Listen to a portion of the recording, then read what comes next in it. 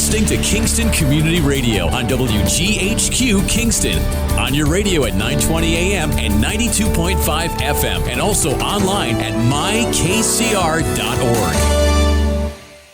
Long ago, you wouldn't think of galloping on a horse while doing calligraphy, and you wouldn't have attempted to ride your bike while typing a letter.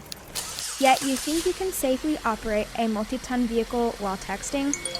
Behind the wheel is no place to multitask. If you want to BRB, drive now and text later. Lives depend on it.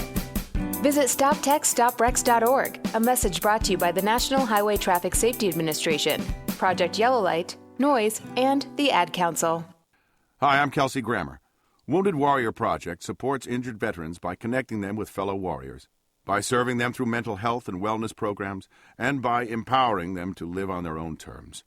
No one should face a battle alone. Join us at woundedwarriorproject.org. There was this one time I went snorkeling in the Caribbean when I was a kid. It really just blew my mind. We saw the most beautiful corals. I remember thinking they were waving at us as they moved with the ocean. And then there were all these amazing fish. I'll never forget it. It completely changed the way I look at the ocean. Most of us have a memory of being in nature we'll never forget. Let's protect the world's natural places so more memories can be made for generations to come. Visit worldwildlife.org. Hi, this is Jared Mans from the Spring Lake Fire Department, and I support Kingston Community Radio, and so should you.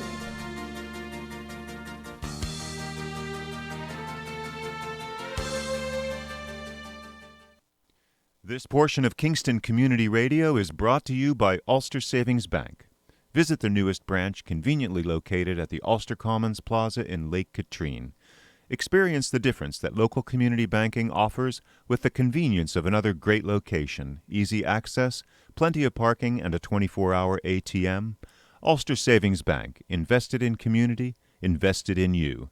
Member FDIC. Okay, you're on. All right, folks, this is Thunder Thursday. We're here, man. We're here. Yeah. Who are you, Rev? I'm Reverend Donald Mapes. Yes, you are. Yes, you are. This is Tony Marmo, and we're broadcasting live from 16 Lucas Avenue. Yeah. Beautiful downtown Kingston. A little dark today, but I think the light is coming. Yeah, there you go. It's much warmer, too. 41 degrees today. 41 degrees, yeah. It's been nippy, man. It's been a little nippy out there, but I mean, so far, I don't know, middle of January, we're kind of getting through it, all right? Yeah, we're good. We're good, you know, man. It's the winter here. You can't think it's going to be like 60 every day. You got that right. You know, move to Tennessee or something. Yeah. So, how are you doing? I'm doing well. Good, Happy good. New Year to you and New Year everything. to you, man. know. Happy New Year to you. It's healthy. You got to have a healthy in there somewhere, right? Yes, Because, always. man, Without health, you got it. You Zippo. got it. You got Zippo. So, let's right off the bat. Let's talk about the Kingstonian public hearing last night. The Common Council held another session because the first one that they held, well, I don't know, a month ago or so, in the City Hall, Common Council got thrown out because the Zoom meeting wasn't working. What a world we live in. Yeah. The Zoom meeting wasn't working. Too many people crashed the system. Crashed it. So then last night it was an in-person only meeting, and all the Common Council members were there. I don't remember seeing the whole Common Council previously. Some of the meetings I've been at, a couple representatives here and there, but they were all there, man. Yeah. They were all there, and good for them for representing. And there are a lot of folks. You got up there, man, with fire and brimstone, man. You pulled it right out of the hat and just said, "Man, I grew up here." Tell folks. Yeah, for me, whenever it comes to Kingston, I have this great love for Kingston. This is my city. I'm getting ready to be 66 in March, and so many great memories of the uptown of going. My aunt's taking us up there to get school clothes and everything. Gallums and Woolworths. Woolworths and who is it? Montgomery Ward. Yeah, that was a long time. A lot of people's eyes opened up.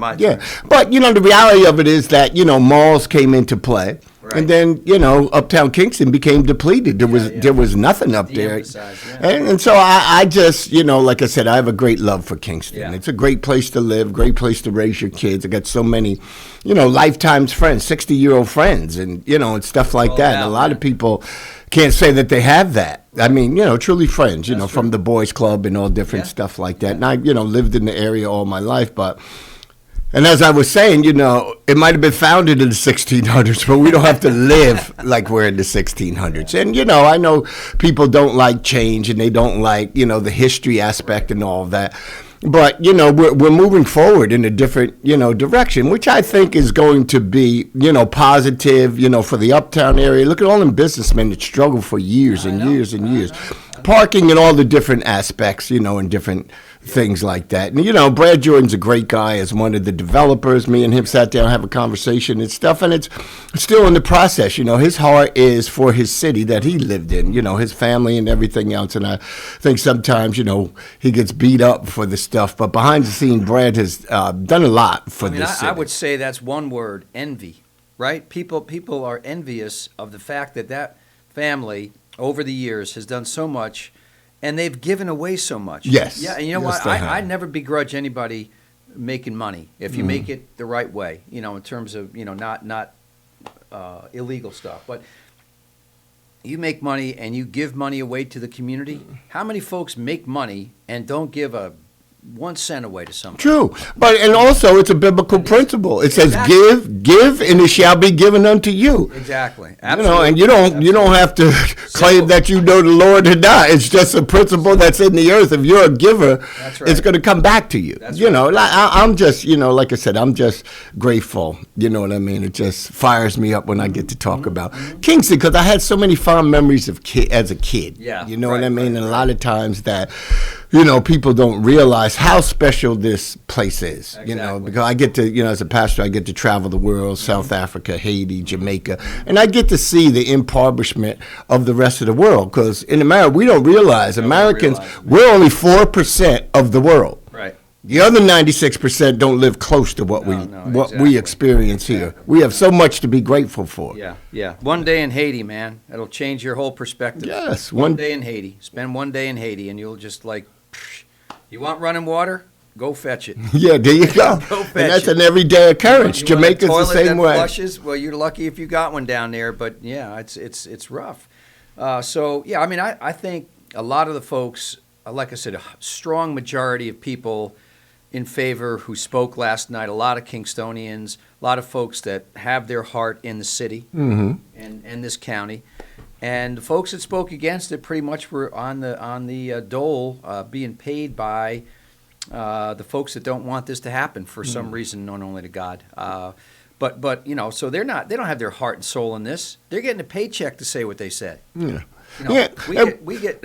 It was like the one young lady that got up there and spoke and was talking about her children and everything, how she moved back here. Right. For the family aspect and for the, the community aspect of it. And that, I think that's what's important. When we, the message. You live in all these different cities around this country, these big cities, but we're up here in the, the foothills of the Catskills, and there's so much to offer, so much peace. I just met a young man that's working in Hannaford, just from Brooklyn. Right? Last night after the meeting, I went up there to give me some almond milk and some good stuff. And I from living in Kingston, I can look at people and tell you're not from here. Yeah, right. I know, and so I just asked him. I said, "Where you from, bro?" And he said, "From Brooklyn." And I said, "Bed-Stuy?" He said, "Yeah." So we were just talking. I said, "So why are you up here?" He said, "For peace." Yeah. And people don't realize, this is a peaceful town. Yes. We have our ups and downs. We have our little quirks, our little cowboys and all that. Right. But on the majority, we live a peaceful life here. Yeah. We interact with one another as a people group. We always don't get along, and, hey, that's the human side of us that we don't get along. But for the majority of the time that we interact and we do things and we care, we care about certain people groups. We care about each other. We want to see people prosper. We want to see, Folks people get help that need help. Exactly. And, and being a tradesman as well, the economic impact it's going to bring. For guys who live here locally so they don't have to travel. For years, 20-some years, I had to travel 2 hours away, an hour, wherever, Orange County, big, booming always, but it was nice my, last years of being in the trades, I got to build Kingston High School. I was I was in the apprenticeship program and came on up. I was superintendent for Bob Carey for years. So there's just different things that I think that people are not looking at. And then, this pedestrian plaza that they're going to. they're going to be. Cool. Yeah, I think it's going to be something that is going to bring, peace and harmony. I think it's going to bring, more jobs and everything else. Absolutely. And all the positive reasons. And, folks that are against this, that Fair Street extension, that thing is 2 football fields. Let's see, 100 yards, 300 feet. It's about 700 feet. That's what it is, 700 feet. And an interstate highway. No. and it's rarely used. Harry Waltman, retired KPD, saying, hey, this is not an emergency street that the whole world spins around. And everybody knew this was part of the deal. Right at the get-go.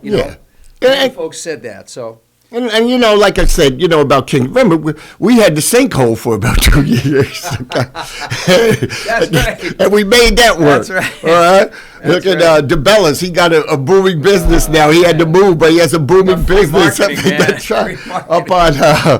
on Lucas Avenue. So that's the thing. I mean, Kingston people are resilient. Okay, we had a lot of tragedies and the Raquel Knox thing and everything. How the community surrounded around. DJ May. Right, all these different types of things. But Kingstonians surround ourselves through the tragedy and through everything else, and that's why I think this is going to work too. And by the way, a diverse group there last night. Yes, I was happy to see that. Not just the white businessmen that were there. No, there was a good mix of folks, color, gender, and so I was really happy to see that, and hopefully the Common Council now does the right thing, Rev. Hopefully they do the right thing, and I think they will. I think they heard the messaging last night. Yeah. Right? Yeah, I think they did too, and let them do the research for themselves and make a quality decision concerning this, because there's still things that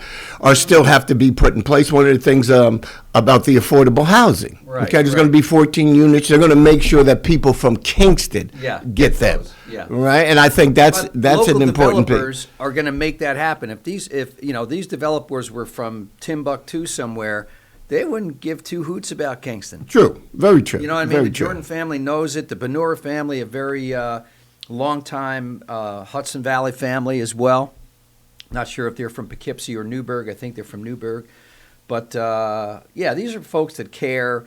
And you know what? If they make some money on this, amen. That's what America's all about. Yeah, well, developers are going to make money. Come on now. Exactly. That's their JOB, man. That's right. If you're a carpenter, you can't build something straight. You ain't going to make no money. You ain't going to make no money. And I also think the tourism aspect. We're right close to through exit 19. People going up and down all the time. And, everybody likes in winter to hear there's a new thing going on in Kingston. Let's go see. We've got all the rail trails where people now from the Midtown area could come down into the plaza and then do what they're going to do there and then come up to the North Front Street area. I think it's going to be something that's going to be. I thought it was interesting, though, that, and I left around 9 o'clock or so, and by that time, as I said, it was 44-8 folks positively speaking, 8 negative, and about 5 or 6 of those were on the staff. But the folks that are against this are absolutely out of towners. Yeah. They're out of towners. Yeah, Westchester, Poughkeepsie, and all. And that's what I said. You can't, you're not going to let somebody come in your house and tell you what to do in your house. Exactly. And you can't let other people from other areas come into our city. We live here. We're the taxpayers. Yeah. We're the ones that have to make the decisions, for our city. Right. Because, look, now Tech City's moving. Right. There's going to be a lot of stuff happening here in Kingston positively, job-wise and everything. You can't even fill jobs. Oh, yeah, man. I know. We got, anytime 20 jobs we can't fill. Yeah. The folks just, and they'll come out. I think they'll come in. I think the Omicron is, scaring people. It was interesting. Right before the Omicron started, we had a lot of folks, especially in the trades, blue-collar jobs, folks coming in the office to fill out an application. Because a lot of us, stuff is online, and some of these fellas said, we're not going to do the online stuff. We'll come in the office. We'll come in the office, fill it out. So we were seeing, 1 week, I think we had maybe 10 folks coming in 1 week, and we hadn't had 10 folks come in 2 months. So it started, and then the Omicron stopped it. But I think I was reading Dutchess County. Their cases are crazy, but they just dropped by like 700. Okay. They were way above us. Dutchess County, they were for some reason ahead of us in this whole virus thing. I don't know why, this recent strain variant. But I just read that they dropped 700, which kind of bodes well. If that means that's starting to decline. Yes. Over there, it means it's going to burn out, and maybe hopefully, although our numbers are going up, I'm thinking by the end of January, we're going to see the same trend that cases come down. And so maybe by February, March, we'll get kind of back to it unless they pop another one on us. But yeah. But, and that's another thing. Yeah, look, Central Hudson, they're doing that work out there on 9W. That's going to create another 300 plus jobs and tons of jobs. Tons of jobs and everything where people can now, look for quality work to take care of the family. Because it's all about families, and as people thrive as a people group, the crime goes down and everything else because the positivity and the stuff that's going on. And like I said, I'm just excited I'm always excited when there's something new going to happen. We can't live in a bubble and we can't stay the same. America would have never grew to what it is now if we had kept the ships tied to the ocean down there when they first came over here. So I think it's important for growth and, that people come together. This is just the beginning. It's not over and, whatever quorums or whatever people got, let's sit down and talk about it. So it could be something that's positive and we move forward as a community, because I want to see my family thrive. As elders that we have to leave the generation coming behind us better than what we had to. They shouldn't have to start over from the very beginning, so it's up to us to leave something for them to build on. But do we have to call ourselves elders yet? Yes, we do, because we're the... I told my friend... I'm resisting that, man. A friend of mine, you just talking the other day, he said, we're getting old. I said, no, you got. We ain't getting, we got. Yeah, getting is something so true. That ain't happening. But yeah, no, it was hopefully again there'll be a positive outcome of this thing, and we'll have some good news to report. I'm not sure when they're voting. I don't know if the Common Council voting on this. I haven't heard anything concerning that. Somebody may be able to clarify that or drop us a text or something. I thought I heard maybe next week, but who knows? Today is Thursday, and so. Thunder Thursday, man. Yeah. So what else? What else is going on? Let me read one quick announcement here. This is our friends from the Kingston Mohnenchor and Damenchor, the German-American group that's been there, been there for a while. They've been on Greenkill Avenue there, somewhere around there, since 1868.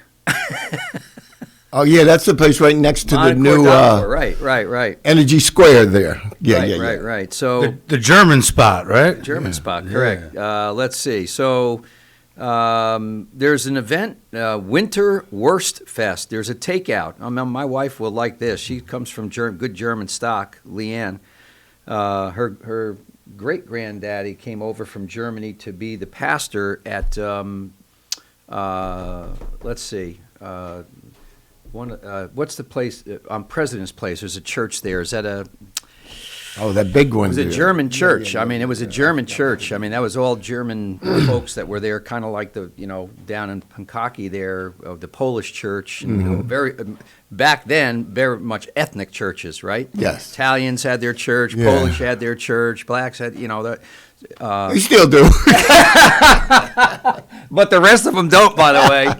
The rest of them don't. So anyway, so January 22nd, that's this, 2 Saturdays. This one's the 15th. So next Saturday, January 22nd, from 12 noon to 1:30, get over to 37 Greenkill Avenue and get your wurst platters, man. $15. You get bratwurst, Weisswurst, and Knockwurst. What's worse than worst? Nothing. So orders and payment required by Wednesday, January 12th. We accept checks and all credit cards. Please call Marion at 845-546 3534. So that should be pretty good, man. Some good grub there. We're going to, both platters include sauerkraut, mashed potato, dinner roll, and dessert. But I have a piece of toast this morning, man. Well, good thing that walkway is right there. So once you eat all that, you can walk it off. You're going to need it. You're going to need it. So, that's coming up. So what else is going on? Let's talk about a guest real quick, and then we'll. So 7:30, we have Joe Jenkins from Central Hudson. He's going to be calling in, pinch hitting for John Masurgeon from Central Hudson. You talk about Central Hudson. Maybe Joe can enlighten us a little bit on that project out there. Yeah. So we're looking forward to that. And then Tim Wiedemann, our Ulster County Director of Economic Development, who maybe get us up to speed on Tech City and. There's projects all over the place. Yeah. And like I said, I think it's important. IBM pulled out years ago, and this area where we live in Ulster County has kind of been depleted, and everybody else around us has been building up. Exactly. The waterfronts of Poughkeepsie, Newburgh, and Orange County, and everything. And I think it's time for us to come up to the spot where we can, create. Like I said, quality jobs for people with benefits, right? And to buy homes and to do all the things that people want. Exactly, so much going on, that people don't have, and it comes from, employers being able, to help to bridge the gap with some of their employees. But when the area is depleted, there's nothing coming in, even for the city. The revenue that's going to come, it now, helps the mayor to. Pave the roads and do everything. Steve, if you're listening, okay? Henry Street. And I think that's an important aspect that sometimes get lost. When there is no revenue, your budget, you got a shoestring budget. You got to do what you got to do. Right. And people complain about this, complain about that, but when there's, major funding coming to your city from taxes and tourism and other things, it builds a surplus so we are be able to, build the city. The new turnaround we got up there. There's a lot of things to look in the positive. It's always easy to look for the negatives, but let's look for the positive. What's going to go on it, and the growth that's going to come for us to accent the city to draw people, other developers or other people who want to come here, major companies or whatever it could be. But absolutely no, but and it's if for some reason that this doesn't move forward, there will never be another developer that steps foot in Kingston. You think about that. Who's going to want to do that? And there were in the past. You remember Tom Perna, the project that was going to be on the river there with apartments and yes. I think of the name of that one off the top down of my there head. by the Brickyard. You're talking about yes. That one took 5 or 6 years, and then they finally caved. So that's I think the reputation that Kingston had. Yeah, yes, it does. That anybody who comes in here, you're going to spend a lot of money and you're going to get shut down. And the folks from out of the community are the ones that influence the elected officials to shut it down. And the rest of us needed to have a voice, and I think we have a voice now. Yeah. It's important. I think it is. Yes, the people of Kingston. Like I said, I'm a longtime resident. Yeah. Right. Well, like I said, my family from my grandma. You're talking about. I'm getting ready to be 66. You're talking about 100 years, a century of my family working and and doing and raising kids and sending them to school. And now it's my turn. I send my kids and my the oldest grandson is going to Iona. He's criminal justice major, and I got a little 6-year-old guy too. That every time he sees Grandpa, he's all fired up. Yeah. But and that's the way it is because we got to move forward. You can't stay in a bubble in the box because then the kids they don't want to stay here. Family's important. Part of my job description is I have to do a lot of funerals more than I like to do. But one of the things I always tell people that family is the greatest gift that God ever gave us. It's not the money you got in the bank. Okay, it's not the car you drive, the house you live in. It's each other. Right. And not just personal families, but the human family. We have to look at how much wealth. Absolutely. There's more wealth in the cemetery than there is walking around here because we just don't recognize what we have as a people group. Yep, absolutely. My dear friend who passed, I don't know, now 10 years ago probably, John Lawson. You probably know John. Yes, John, I knew the family. In fact, I knew the family for years. So he used to say, "It's not what you have, it's who you have." Yes, and that's important. What you have, it's who you have. Yeah. And, and just like this whole thing, Brad, like I said, Brad Jordan, has been a friend of mine, and his brother coached, my son in basketball and everything like that. But it's who we have in this community. He's not alone. There's other great people in this community that care about this community, and professionals and all types of stuff, and want to see this community to prosper and, to grow. Yeah. And there were a lot of folks last night that spoke about how generous the Jordan family has been to many, many, many organizations, not-for-profits, folks in need. And again, they don't have to do that. No. There's a whole lot of wealthy people that go say, let me go buy a vacation home. Let me go buy another car. Let me go buy this. Let me go buy that. Not let me help the community. Right. You know what I mean? Let me help folks. Let me help Boys and Girls Club.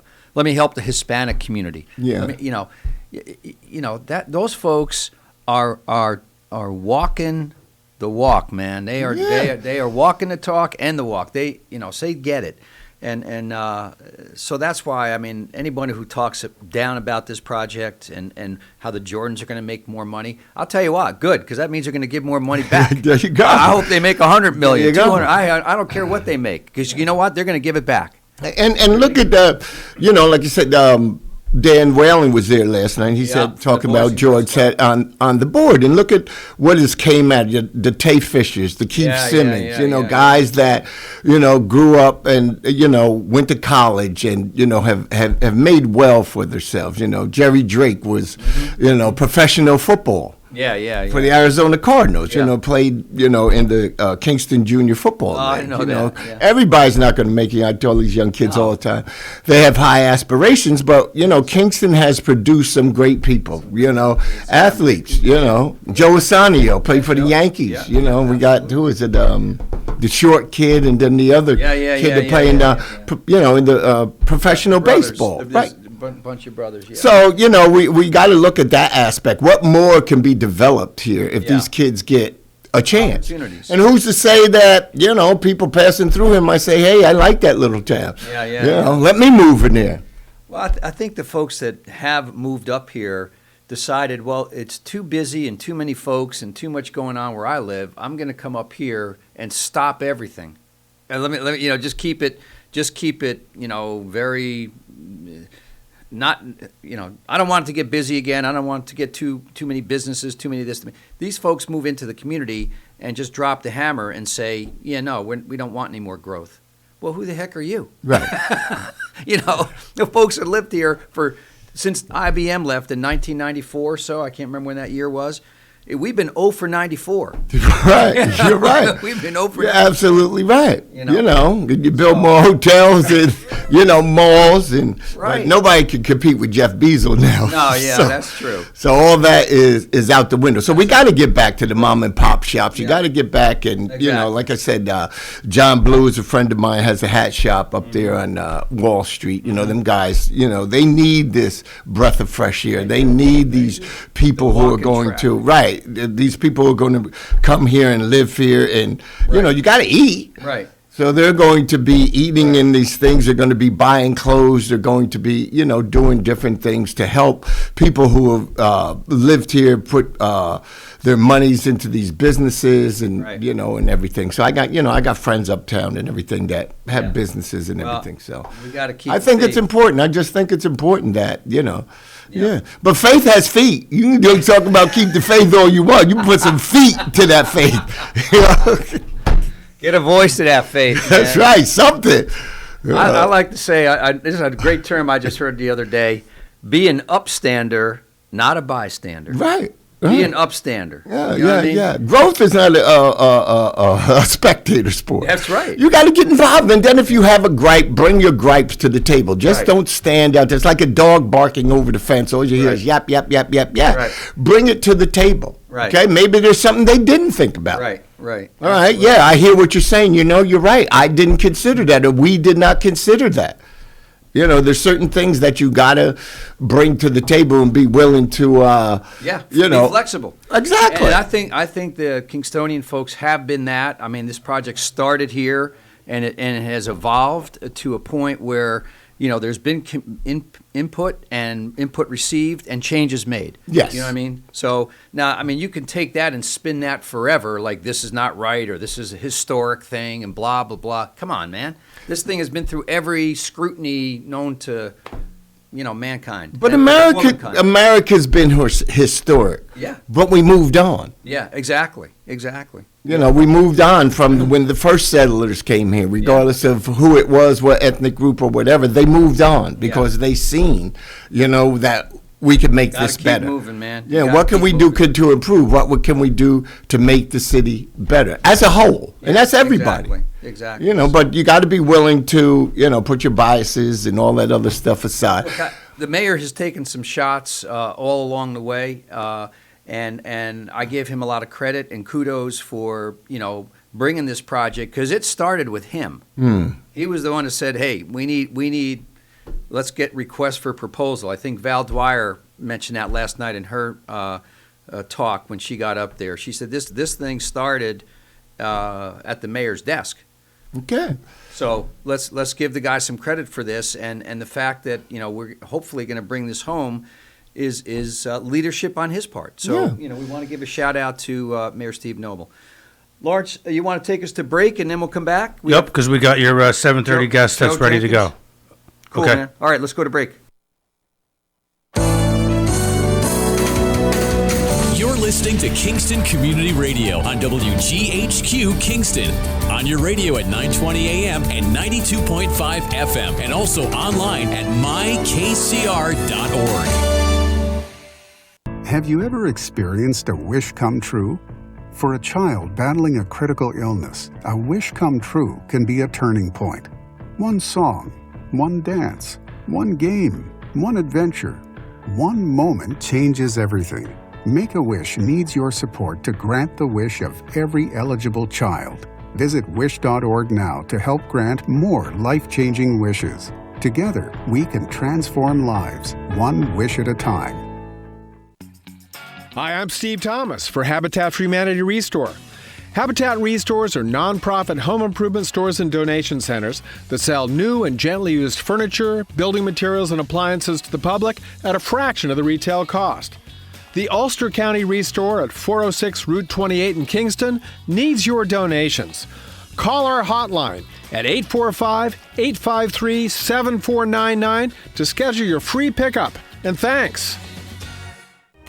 Every day, the men and women of the United States Marine Corps demonstrate their commitment to defend the American way of life. Since 1775, wherever the mission takes us, we always remember the land we call home. As Marines, we take a stand for our nation, for us all. The few, the proud, the Marines.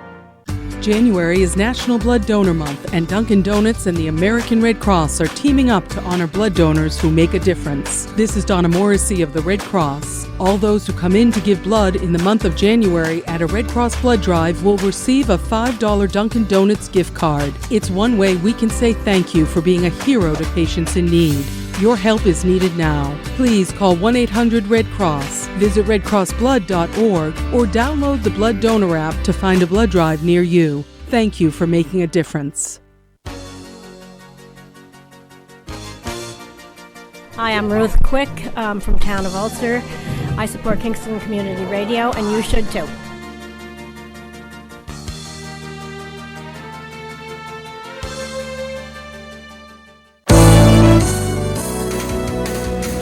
Listening to Kingston. Yeah, what? Oh!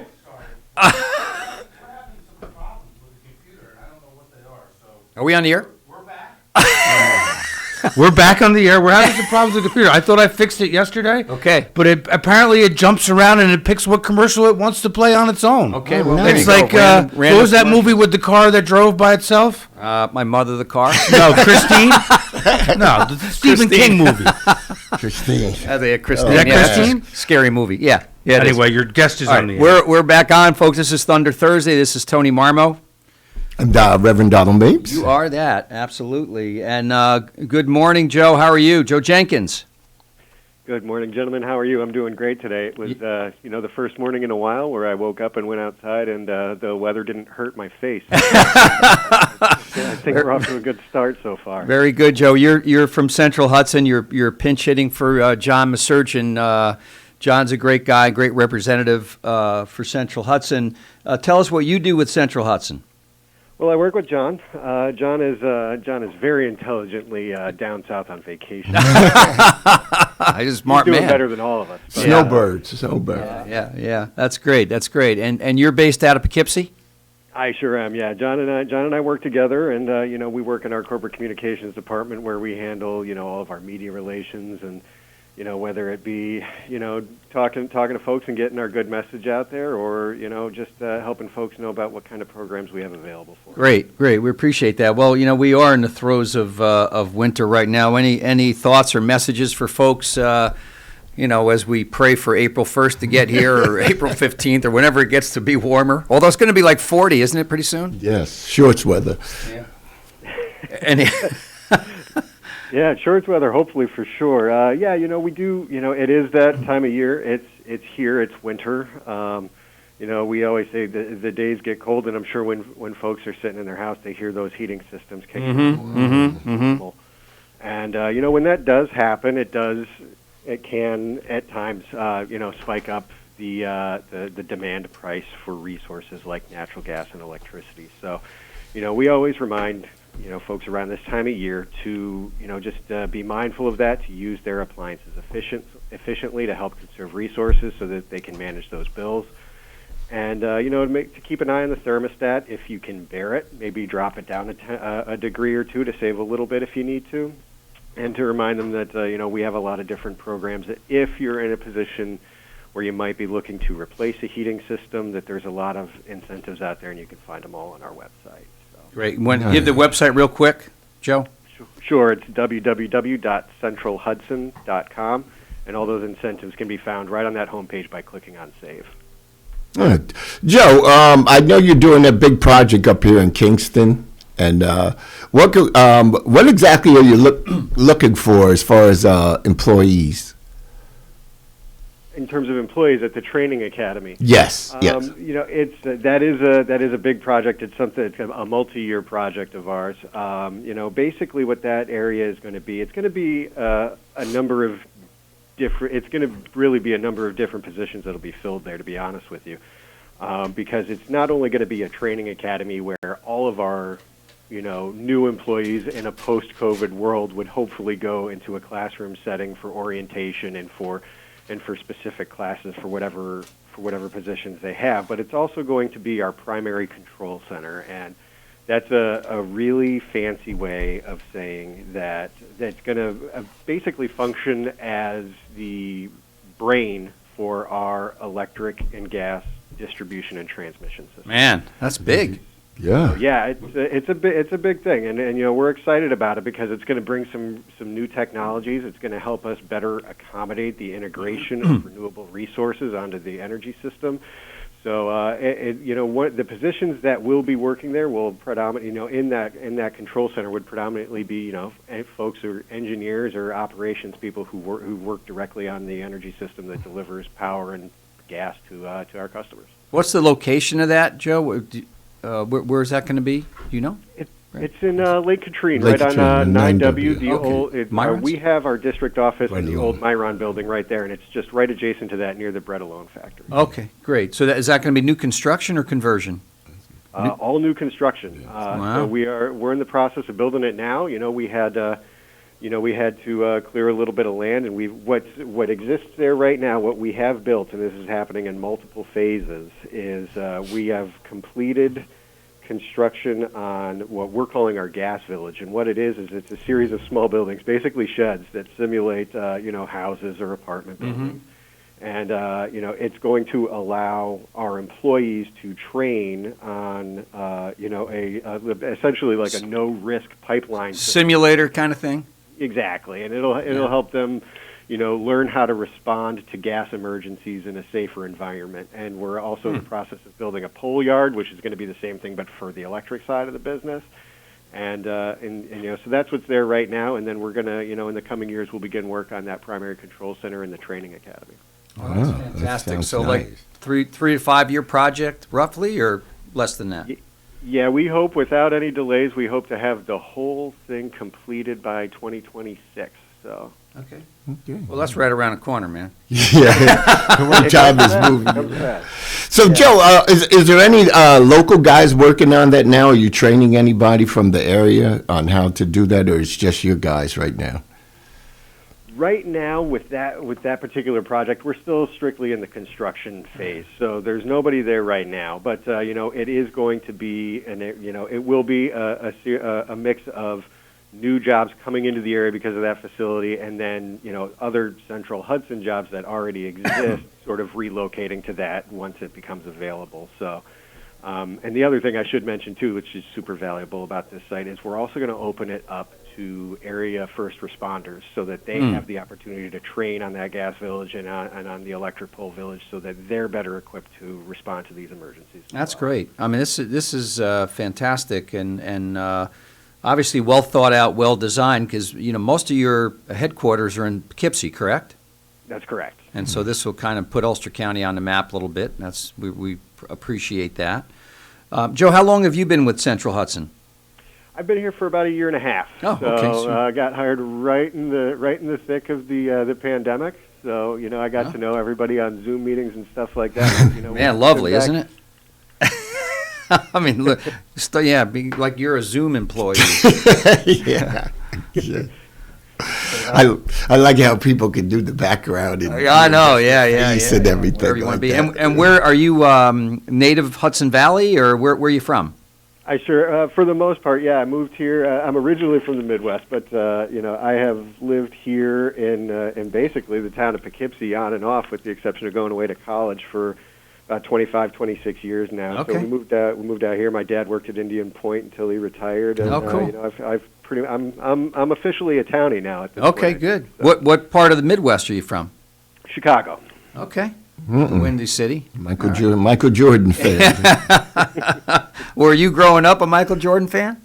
Oh, absolutely. Yeah. I mean, you didn't have to live in Chicago to be a Jordan fan, man. Right? That guy just destroyed the Knicks. I mean, just snatched it right away from us, But no, that's great. Look, Central Hudson is and we certainly appreciate all you do for the community as well. We're talking about the Kingstonian project a little bit earlier.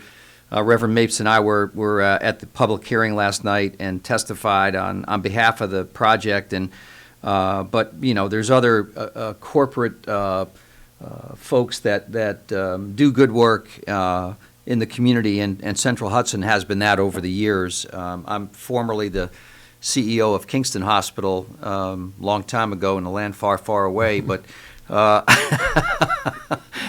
I mean, I can remember their philanthropy, Central Hudson supporting, and you all continue to do that, maybe different ways now, but you're really vested in the communities that you serve, not just taking folks money to keep the lights on, keep the heat on.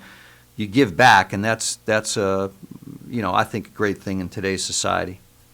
Yeah, and to your point, I think one of the things that I like to tell folks all the time is it means so much to us to be a lot more than just the bill that arrives in your inbox or in your mailbox every month. And last year alone, Central Hudson and its employees contributed about $1.4 million back into the community through charitable endeavors or through economic development support. Yeah. So it was a real mix of things. Whether it be our employees and retirees raised $394,000 for the United Way, for local United Way chapters. That's great. Yeah. And we continued on, and I'm sure John talked to you about it a number of times over the last couple of years. We did continue on with our commitment for $1 million in grants to small businesses in the area to help them pay down working loans to help them either stay open or reopen during the pandemic and then the recovery. So yeah, no, we appreciate that. I mean, because we mentioned it earlier. There's so many people that are wealthy that don't do this, or businesses that make a lot of money and don't plow it back or don't give it back to the folks that help them get there. Right, right. I mean, I'm sorry. I mean, there's a moral obligation to do that. I mean, if you're in business and you don't get that, I don't know, move to somewhere else. Yeah. So, Joe, how would people access the things that you have for the community? Sure. Well, we actually have a number of assistance programs that can help people out, whether it be small businesses or residents. And I think one of the assistance programs that we offer for residents is our our Good Neighbor Fund, which is sort of like a last resort fund that folks can use after they've exhausted all other forms of assistance if they need help with their bill. We also have on our website, we also have assistance programs that are federally funded programs like HEAP, which can help with bill credits. So there's a number of ways that residents can help, and then there are also incentives for businesses as well. Businesses, we can go in and give them whether if you're looking for heat pumps just like a home, or if you're looking to upgrade your HVAC or your lighting, we can have someone come in and give you a sort of tailor-made solution for your business to help you save in that way. So, and then for our assistance programs, once again, if you're looking for any way to get involved charitably or anything like that, you can just go right onto our website, which is www.centralhudson.com. Nice. Yeah, that sounds great. So,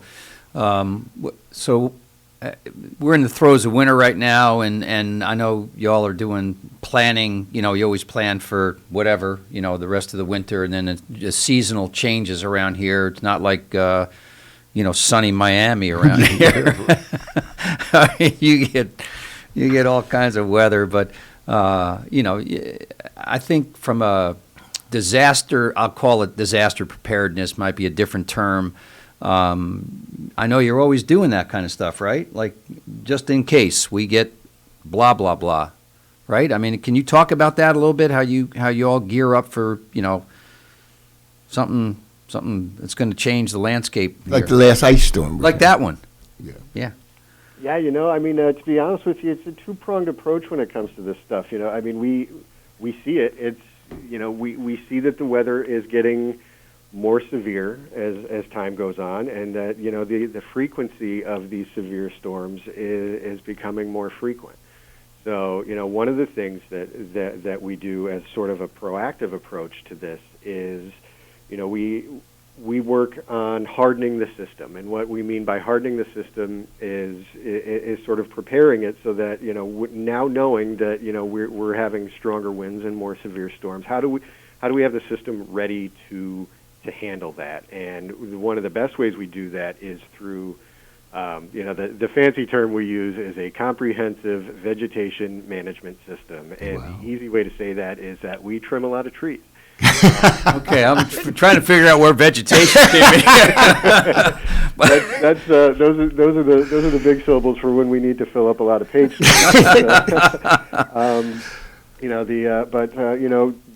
Fallen trees and tree limbs is the number one cause of storm-related outages on our system. And interesting. This is a very tree-dense area. It's beautiful, yes, but it does come with a little bit of risk to our system. So we have a very well thought out system on rotation, so that we're responsibly trimming trees where we can, to clear them out of the right of way, to reduce that risk of falling on the lines, and then also potentially responsibly removing dangerous trees that are sick or dying because of invasive species or whatever it might be, and making sure that they're out of the way as well. And then some of the other things that we do proactively is pretty. It comes down to some things as simple as just installing wider and taller poles, because we live in an area where the trees are mature, they continue to grow, and sometimes the best thing that we can do is just get the power lines up and out of the way.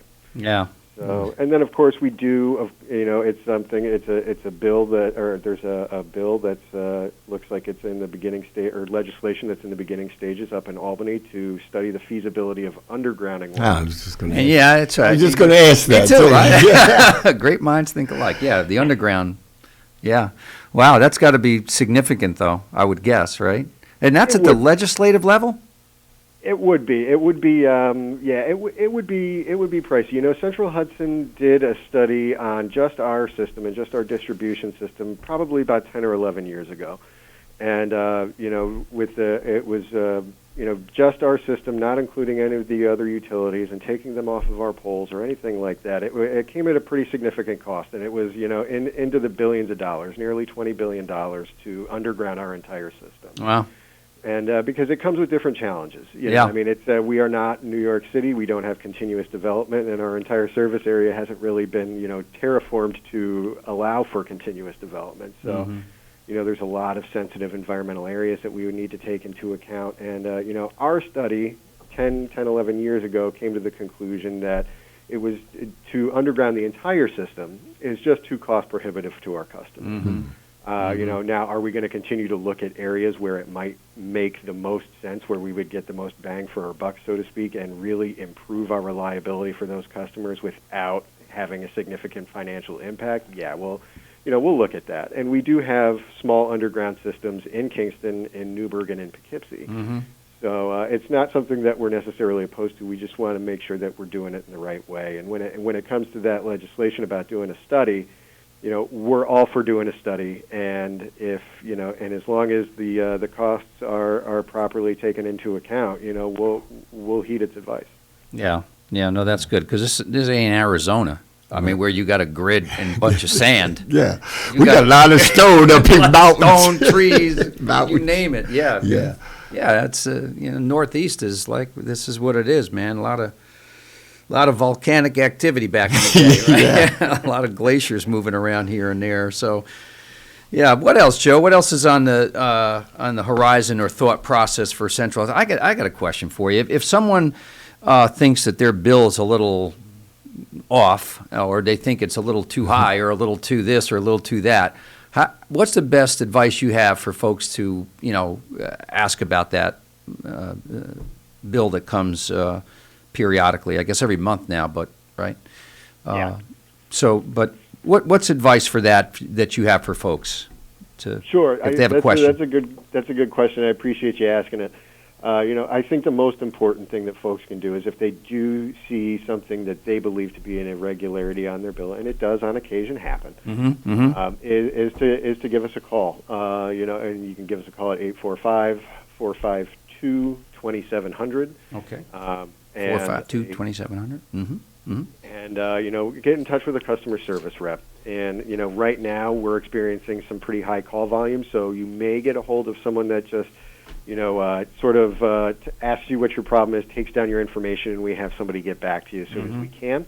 But don't wait is my biggest piece of advice. Whether you call us, whether you reach out to us on social media, the most important thing you can do is help us, help you figure out what might be going on. Because it may be, there are some times where it's a small glitch on our end that we have to identify and fix, or it may be something as simple as an estimate on your bill, which is based off of a previous tenant, prior usage, in your house, and they just use their energy different. I had a friend who just installed a gigantic in-ground pool this summer, so his estimates for the summer were way off because the previous year he wasn't using a pool pump and a heater and all that other fun stuff.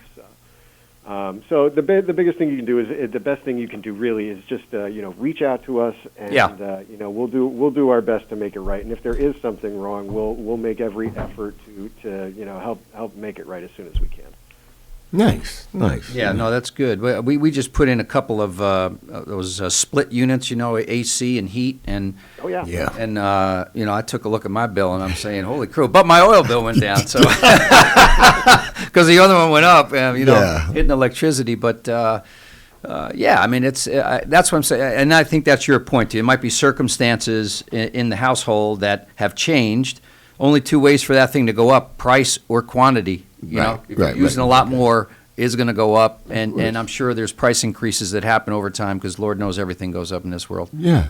Oh, yeah, and I think to that point, another thing that's important to note, and this may be something that John has spoken to you folks about in the not too distant past, but the supply cost for energy has gone up significantly over the last couple months. Right. So the price of natural gas and the price of energy right now are higher than they were last year. So and those charges on your bill are a pass through. Those are not something where Central Hudson sort of buys your energy, marks it up, and then and sells it to you at a profit. What we pay for the energy we provide to you is what you pay for that energy that you use.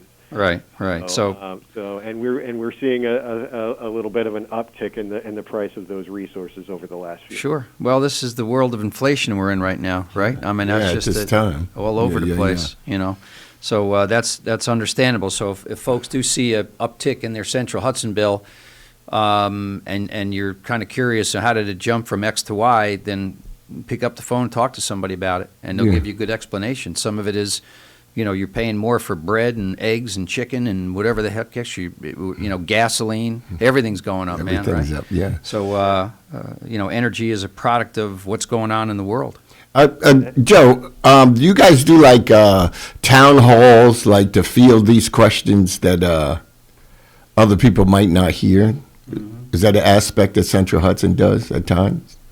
We haven't done it since I've been here, but I think it's a great idea, and I know that we're looking at different options to better solicit customer feedback. We've been doing some online sort of Facebook Live events where we've been talking about whether it's energy efficiency programs or what to expect with the CLCPA and things of that nature. So we're doing I suppose modified versions of town halls, but I guess sort of like a focus group almost. We used to call back in the day, a little focus group. You get whatever X number of people from a community and give them some apple cider donuts, coffee. Yep. You always feed people. That's the Italian, man. You feed them and they come. That's how that goes. But no, that's good. I mean, look, it's important, and that's the sign of a good employer that is soliciting feedback and communicating and say, hey, this is where the world's going. This is what the options are. This is not 30, 40 years ago where no one kind of knew or talked, or even these cell phones and communications are different now, but people do appreciate the in-person approach still. Yes, they do. Notwithstanding what's going on these days, you know. I'm sure you all are battling Omicron just like everybody else, Joe, right? Oh, yeah, absolutely. And, it's funny. I got to be honest with you. I still haven't celebrated Christmas with some of my family members yet because it's just it goes from one family member to the next. Where do you find the time to meet up? But, we are, as a company, we're battling with it as well. We get a daily count. When we do come into the office, we mask up. We do everything we can to stay safe. But it's a reality that we're all contending with these days. That's true. So. Yeah, no, and you got a lot of employees, and I'm sure you're. I was telling Don earlier that I saw the Dutchess County numbers seem to drop. Which is a good sign. They were maybe they've peaked and coming on down. Ulster County's still climbing a little bit. And hopefully we'll hit peak soon and come back down the escalator because it's disrupting business in just about every place. So you no one can. There's no one's immune from it or free from it necessarily. So all businesses are affected and. Our some of the restaurants that we frequent, just can't. They don't have enough staff to serve. So I mean, this is the reality of our world, and hopefully, we get through this as the warm weather starts coming back. We can get back outside and hit the fresh air. I sure hope so. That's what's going on. So, Joe Jenkins, thank you very much, man. You've been great. This is what happened when.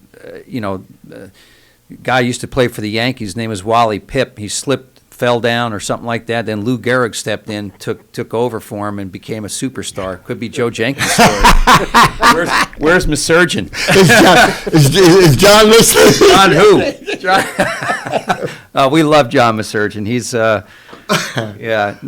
he's a great guy. His Masurgeon family in Poughkeepsie's been there for many, many, many years. But you're a great replacement for John, and we hope to hear from you again someday. Absolutely. I look forward to it, guys. And thanks for the kind words. I'll pass them along to John. I know he'll appreciate it. Yeah. He's probably having a pina colada right around this time. What time is it? 8 o'clock. That sounds about right. I don't think so. But anyway, Joe, thank you. Be safe, be well, and thanks for all you do for Central Hudson and what Central Hudson does for us. Yeah, thank you. I appreciate it. All right, man. God bless you, brother. All the best. You too. Thanks. All right. Well, I mean, that was electrifying, wasn't it?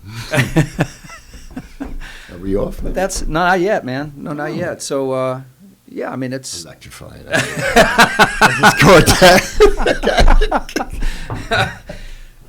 But it's good. I mean, charge out of that, man. I got to charge. As I was saying, I hopefully, we go forward with the town halls. Yeah, it's a great idea. Because, like you said, that people, it's a great idea.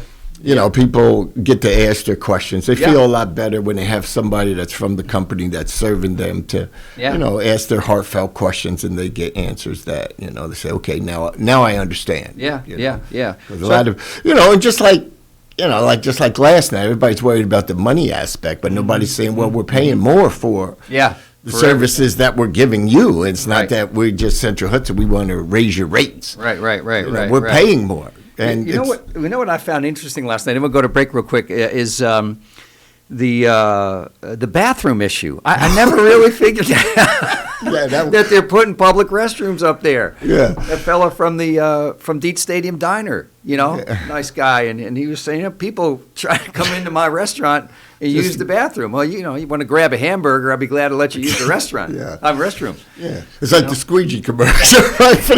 So I didn't realize that there were public restrooms up there at one point in time. Yes. And those were taken down, and so. So you want tourists to walk around, you need to provide a place for them to relieve themselves. That was an interesting point I never kind of thought about. Everybody's worrying about closing Fair Street, and everybody's okay. Where do you go, man? For free, where do you go? I don't know. Got to think about that. All right, Lawrence, take us to break. We'll do a birthday or two. You're listening to Kingston Community Radio on WGHQ Kingston. On your radio at 920 AM and 92.5 FM, and also online at mykcr.org. Hi, I'm Kelsey Grammer. Wounded Warrior Project supports injured veterans by connecting them with fellow warriors, by serving them through mental health and wellness programs, and by empowering them to live on their own terms. No one should face a battle alone. Join us at woundedwarriorproject.org. There was this one time I went snorkeling in the Caribbean when I was a kid. It really just blew my mind. We saw the most beautiful corals. I remember thinking they were waving at us as they moved with the ocean. And then there were all these amazing fish. I'll never forget it. It completely changed the way I look at the ocean. Most of us have a memory of being in nature we'll never forget. Let's protect the world's natural places so more memories can be made for generations to come. Visit worldwildlife.org. Long ago, you wouldn't think of galloping on a horse while doing calligraphy, and you wouldn't have attempted to ride your bike while typing a letter. Yet you think you can safely operate a multi-ton vehicle while texting? Behind the wheel is no place to multitask. If you want to BRB, drive now and text later. Lives depend on it. Visit StopTextStopWrecks.org, a message brought to you by the National Highway Traffic Safety Administration, Project Yellow Light, Noise, and the Ad Council. Hi, this is Tony Marmo from Norman Staffing, and we've been bringing together employers and job seekers since 1980. If you're an employer and have job vacancies, let Norman Staffing help fill them with permanent or temporary workers. We screen, interview, and recommend the best candidates for your company. We make the employment process easier and faster for you. Please call Norman Staffing for your employment needs at 338-9111, 338-9111, or normanstaffing.com.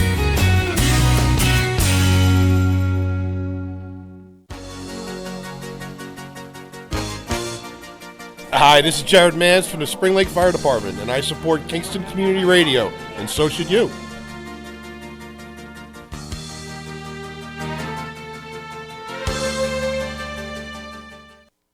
This portion of Kingston Community Radio is brought to you by Ulster Savings Bank. Visit their newest branch, conveniently located at the Ulster Commons Plaza in Lake Katrine.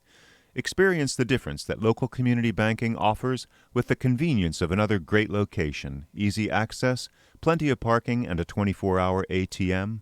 Ulster Savings Bank, invested in community, invested in you. Member FDIC. All right, folks, we're back. This is Thunder Thursday, man. We're bringing the thunder today, Rev, aren't we? Yeah, there you go. We are, man. We are. And the lightning. As long as it's not a foot of snow. Brandon Jacobs and who? No, Thunder and Lightning were Ron Dane and Tiki Barber. Oh yeah, there you go, man. Yeah. That's a long. That's probably over 20. Yeah, that's a long time. That's ago. like that's like back in '99. Yeah. I've been Giant fan. Oh yeah, man. Yeah, long time ago. Well, I'm a Dallas Cowboy fan. Oh, yeah. Come on. Whoa. But listen. But see, Go ahead. Since 1964, when the Cowboys got Bullet Bob Hayes, you know. That was my man. I wanted to be Bob Hayes. I wanted to run track like Bob Hayes. I remember Bob Hayes, man. That guy was a. So that's how, you know. But then I remember the game, in the what was it, Bart Starr and Meredith. I'm sorry, Tim. No, it's good. Just that Snow Bowl that they had. It was like -6 or something in Green Bay. I mean, that's when I remember, watching the Packers and the Cowboys, and the Giants kind of stunk back then. So because that's how a lot of people don't understand. That's how zone coverage got because of Bob Hayes. You couldn't cover that guy. Yeah. Oh, that's interesting. That's how the zone defense came into. All right, we're joined by Tim Wiedemann, the director of Ulster County Economic Development. Welcome, Tim. Thanks for having me. Good to be here. It's great and you're looking dapper today, and folks are going to get a direct on view if they go on YouTube. They can see the guy all decked out, looking very dapper today, and got the beard going. He's got the winter beard, and looking good, man. Okay, we're going to do birthdays real quick, and you two are going to participate. So, Rev, why don't you start, Rev? All right. Well, this Thursday, January 13th, we're pleased to wish happy birthday to Jonathan Torres from his family and his friends. Okay. Awesome. All right. Jonathan? Yeah, and also January 13th today, happy birthday to Beatrice Alford from her friends and all of our friends at People's Place. Hope they hope that you enjoy a special day, Beatrice. Okay. So I'm going to tell you the winner of the delicious cow pie from Boy's Dairy Milk House at 62 O'Neill Street. By the way, we had moon pies the other day. We didn't have a cow pie. We had those moon pies. Oh, those things are delicious, man. I'm telling you, from Boyce's pie. Well, it's like a big ice cream sandwich, only round. That's what they call moon pies. Oh, got it. I don't know what they call them. That's what you call them. You have to change the label. There's 6 of them, man. They're delicious. Yeah. All right, so let me tell you who the winner of the delicious cow pie for January 13th today is. That would be Beatrice Alford. All right, man. Beatrice, enjoy your cow pie and give those nice folks over at Boyce a little jingle, and you'll get your cow pie. And maybe you buy some moon pies, too, while you're there. All right. So thank you, Tim, for joining us. And, of course. Wow, there is a lot going on, brother. Never a quiet moment. You'd figure around the holidays things would quiet down, but they didn't this year, and so... Is there a Tim Wiedemann twin? They need a twin. A Tony Marmo twin earlier today, so... No. The world can only stand one of me. Yeah. So tell us, man, there's a lot going on. Yeah, there's always tons going on. I think we're actually, we are taking a little bit of a kind of step back at the beginning of the year, reassess kind of what's up for this year. We have a new legislature that just got seated, so that's kind of, our world in the county, kind of figuring out what we're going to do this year and how we're going to kind of continue the work that we've done last year. So when I was on back in December, man, it's last year. Seems like 6 months ago. Seems like 6 months ago. We were talking about the Tech City sale, which is a big step forward there, but we're going to continue to be working on that, bring it back to life. The sale was a big step towards that, and so it's exciting to see that starting to move. But there's still lots of work to do there. So we're going to be focused Just the on beginning, that. isn't it? Chapter 1. It is. It took 25 years of failures really to get us here, and it's going to take some time to really get it back. But we're on the right track. So there's work there that we're going to undertake this year, and hopefully I'll be able to make future announcements and talk more about it as we get it going. But we're also working. We have a program. There were lots of programs from federal money to try to help businesses recover from the pandemic, and people remember probably the PPP and all these programs that were out there. Paycheck protection program. A lot of those have injury.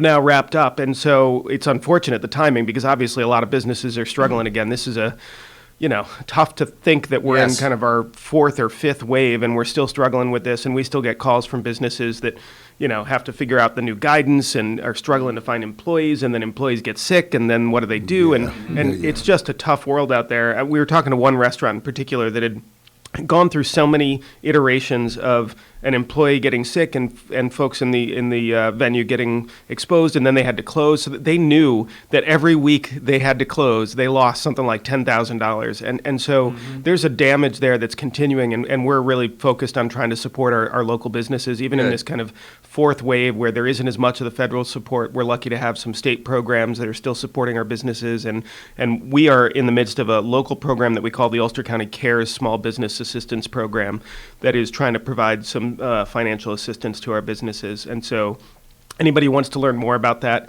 can go to our website, ulstercountyny.gov, and then click on economic development, and you'll find information about the program.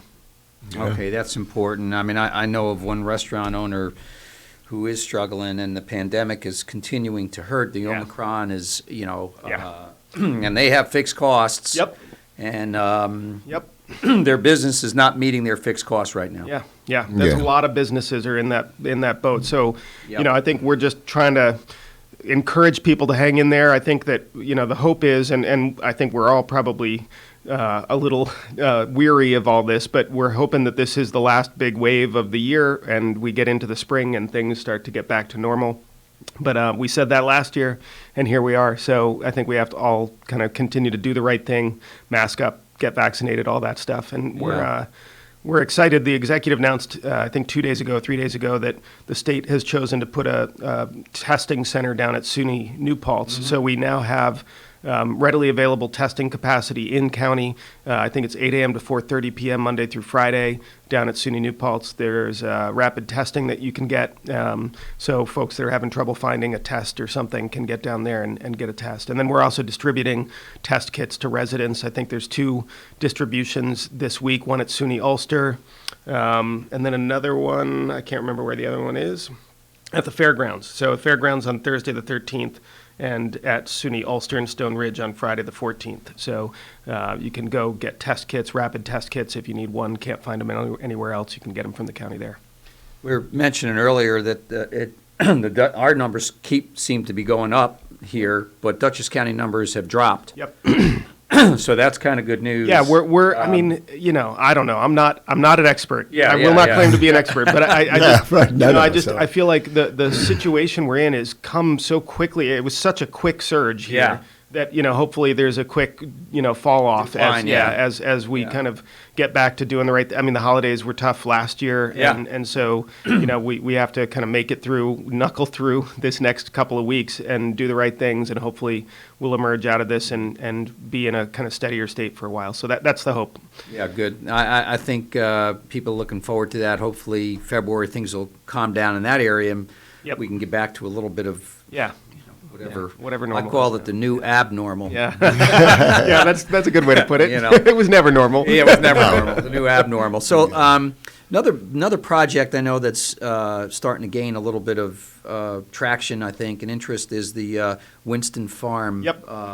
So tell people about that. So it's early in the process, and I know I've gotten some comments both for, against, concerned, supportive, and I think we need to remember that at this stage of the game, it's about hearing what the concepts are that are out there, recognizing that that as with any large development site, and that is one of our largest development sites in the county, it's an incredibly valuable spot right off the thruway. It's a great spot. It's like 800 acres? Yeah, it's like 850 acres, something like that. That's where they had the Woodstock. Yeah, exactly. Yeah. Yep. I remember I was working up there. And, Oh, yeah?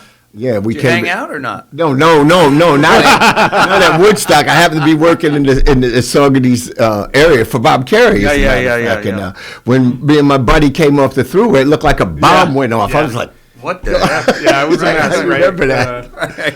But it's a huge site, and it's got lots of features. It's got farmland, it's got mountains and forest, and so I think the challenge is going to be, how do you envision a campus and a kind of cohesive whole on that site? It's a big site, and so the owners have put forward kind of a first pass at a vision, and I think it's addressing a few things that are really important. It's got housing, which is really, really important. It's got commercial and industrial space, which, I think those out there that aren't in the economic development world might not appreciate the fact, and the fact is that we just don't have enough of that in Ulster County. Right. What are you trying to put out there again? It's a lot of things. So housing, offices, warehouse, industrial space. They're even talking about hospitality, tourism stuff, a lodge, and an amusement park. So, I think the things that we got to recognize that there are going to be people who are going to have concerns about it. They're going to come forward with those concerns. This is the right time to have that dialogue, and I think the owners know that and are receptive. And again, local developers. Yeah, exactly. These are folks from Ulster County that have said, and I think it seems to me that it's best to take them at face value, and I think it's worth believing that they are doing this because they want to do something for their community. And so, I think we got to recognize that we're early in the process and provide feedback, and then support moving something forward there. It's an important site that needs to have, I think, a mix of uses on it, and they've done a good job, and maybe there's refining to do here, but I think it's this balancing act that we see all over the place of preserving the things that are important to our community, like open space and the farmland that's on the site, and at the same time creating housing, which we need so desperately, creating industrial commercial space that we need desperately. So, I think we'll see how it all plays out, but it's good that there's somebody local working on it, and that they're putting forward ideas, and I think they're receptive to feedback and to refining it as they go forward. The Rev and I were at, spoke last night. I'll say testified. He testified. I spoke. Yeah, that's how that works. Yeah. He was fiery, man. He was fiery. And it got the crowd going, I got to say. Folks were all, absolutely. Yeah.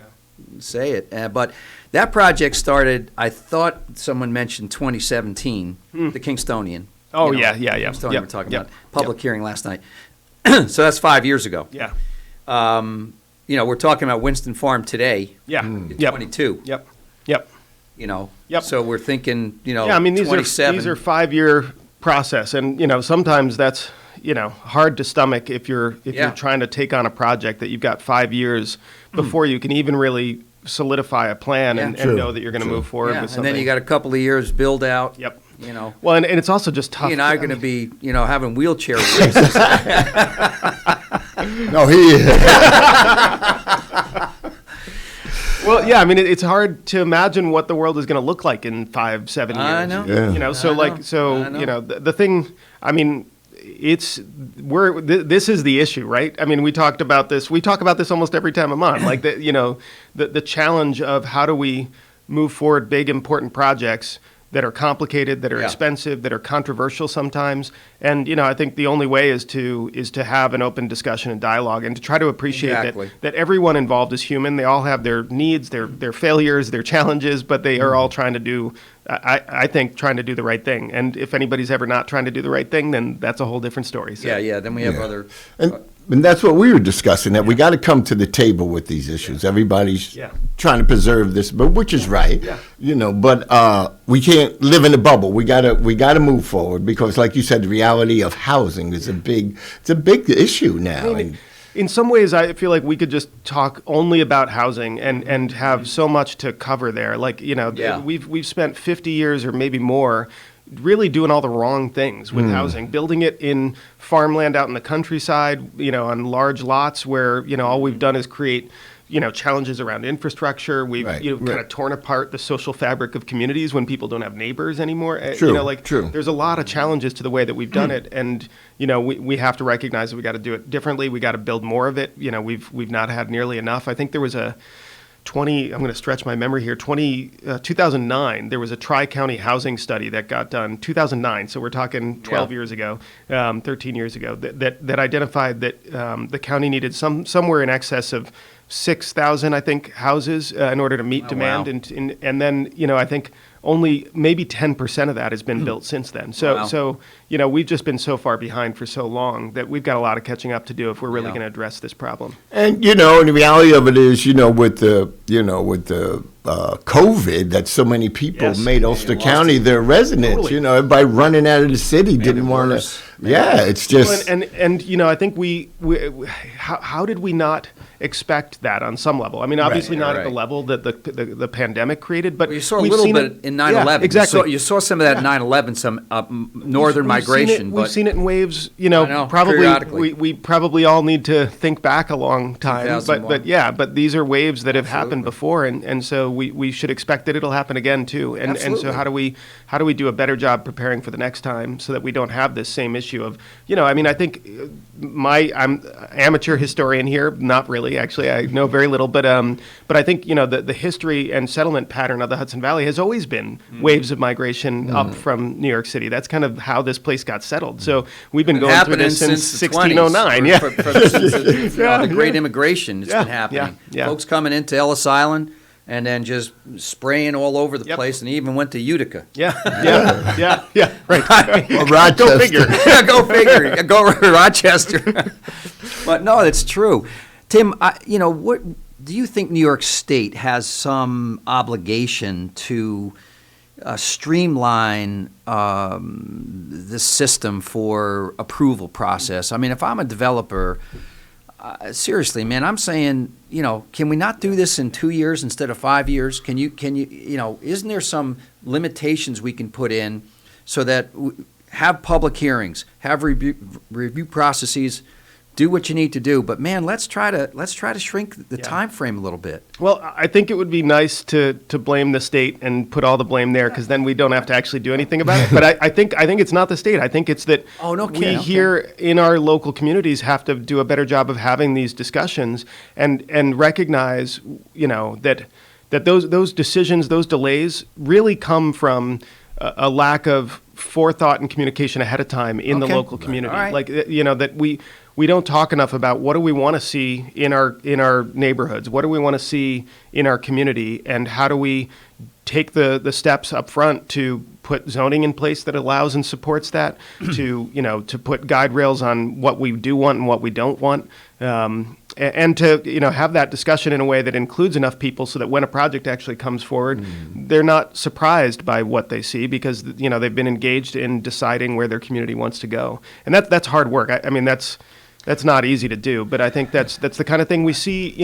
I think there's some signs of that, and one of them actually, I'm hopeful that as we see Tech City kind of reemerge, what's in place there is unique in a lot of ways. There's a pre-existing plan, basically, for what to do on that campus. It was developed, I think, also back in 2009, 2010, so maybe it's a little out of date and needs to be updated, but it basically is a roadmap of what can happen on that site, and it involved a lot of public input when it was developed. And so hopefully as that site comes back to life, if it follows that plan, it's already ahead of the curve. It's already got some of the approvals, and it's maybe boring, not exciting stuff. It's wonky a little bit, but this is the stuff that makes it quicker. This is the stuff that it makes it easier to get what we want in our communities. And I think sometimes we forget, since we're older, that the younger generation don't want the horse and buggy anymore. That worked for you. Yeah, that's true. I like the BM, man. I hear this new generation, and we got, as responsible adults, we got to make way for them. Totally. If they're going to grow, and you want to keep them in the Hudson Valley, and to keep, certain traditions, and, biblically it says don't remove the ancient landmarks, which keep people grounded. Yeah, totally. You know what I mean? You got to have them, them things that keep us grounded, but also got to make room for the new ideas, the new generation.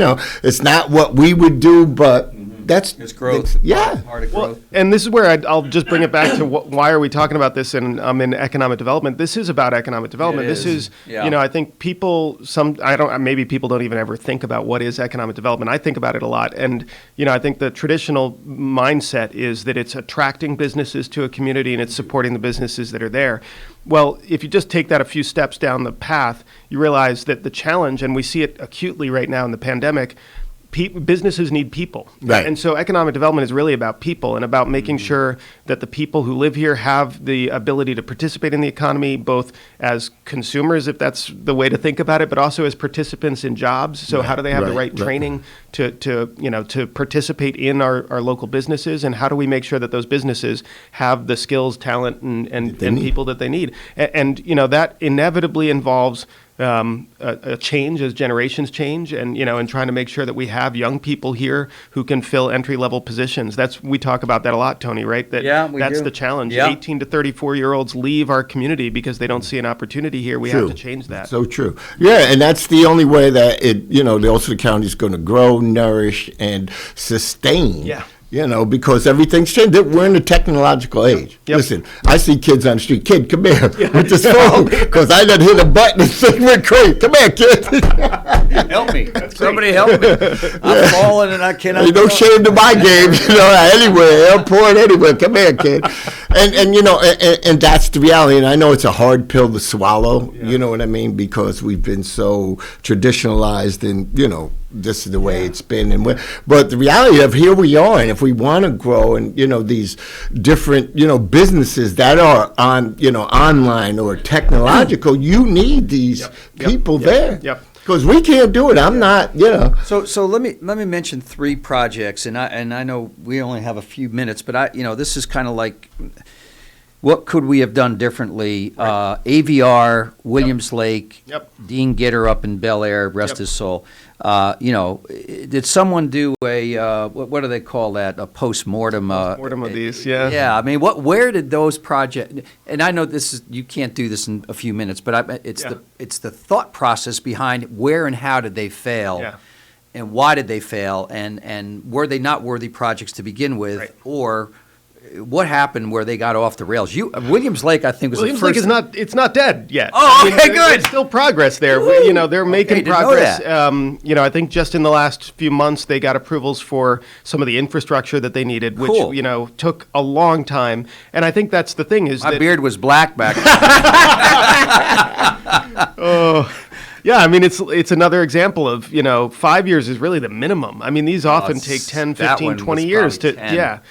And, I think that's, maybe the postmortem here is that big projects are complicated. And those are the ones that touch deeply on this kind of, this challenge of balancing who we are and who we've been in the past and who we want to be in the future. And even personally, that's a difficult thing to think about it. And so as a community, we struggle with that a lot. And I think, again, the antidote to that, the solution to that, the lesson from that is we need to talk more about these things and what we want to see.